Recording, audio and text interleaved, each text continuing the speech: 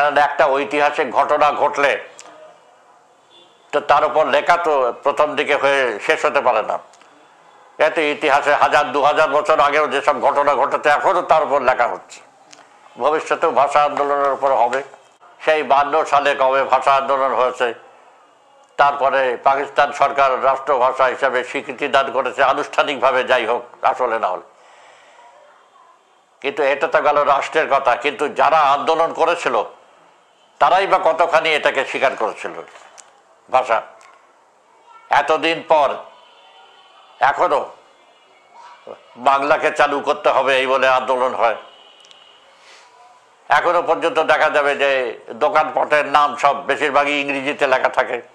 ভাষা আন্দোলনে বাংলা ভাষাকে যে জায়গায় নিয়ে যাওয়ার কথা ছিল, শুধু রাষ্ট্রভাষা নয়, এটা অন্যান্য ক্ষেত্রেও জীবনের শিক্ষা জীবন অন্যান্য জায়গায় নিয়ে যাওয়ার কথা ছিল, সেরকমভাবে তো বাংলাদেশে হয়নি।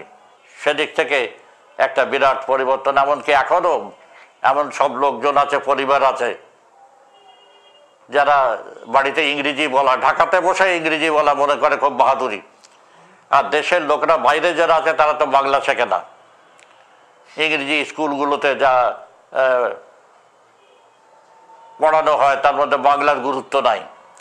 ইংরেজি স্কুলে পড়া অনেক ছেলেরাই বাংলা পড়তে জানে না। অনেক অনেক বাঙালি ছাত্র এখন বাংলা পড়তে জানে না, আর বাংলা পড়তে আগ্রহ বোধ করে না। এইটার তো বোধহয় বাঙালি জাত ছাড়া দুনিয়াতে আর কারো নাই। বাঙালি জাত নিজেকে নিয়ে অনেক গর্ব করে, কিন্তু এই ধরনের বিশ্রী একটা ব্যাপার এ বাঙালি ছাড়া দুনিয়াতে আর কারোর মধ্যে নাই। আন্দোলনের নেতৃত্ব কিন্তু যাদের হাতে গেল, শ্রেণীর দিক থেকে তারা হচ্ছিল অধিকারী শ্রেণী, এবং যারা অন্য ছিল তারা হচ্ছে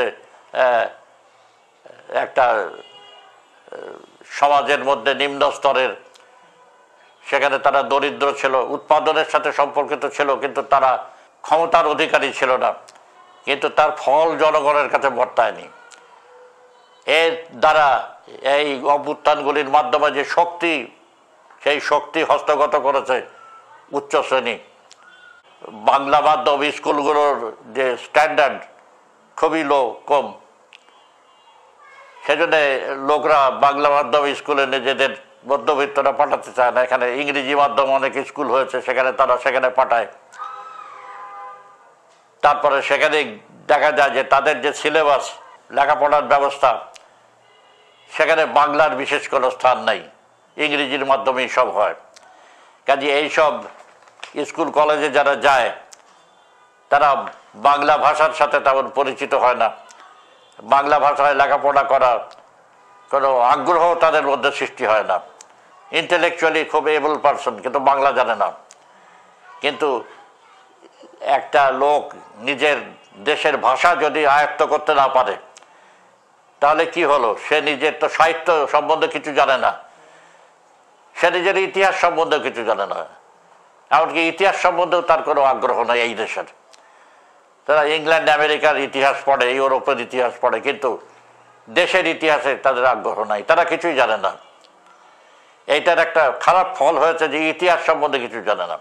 আর আওয়ামী লীগের সময় তো ইতিহাসকে শেষ করে দিয়েছে। ইতিহাস মানে শেখ মুজিব ছাড়া আর কোনো ইতিহাস নাই বাংলাদেশের। কাজে এইভাবে দেশকে একটা মূর্খতার মধ্যে বেঁধে রাখা, এটাই হয়ে এসেছে।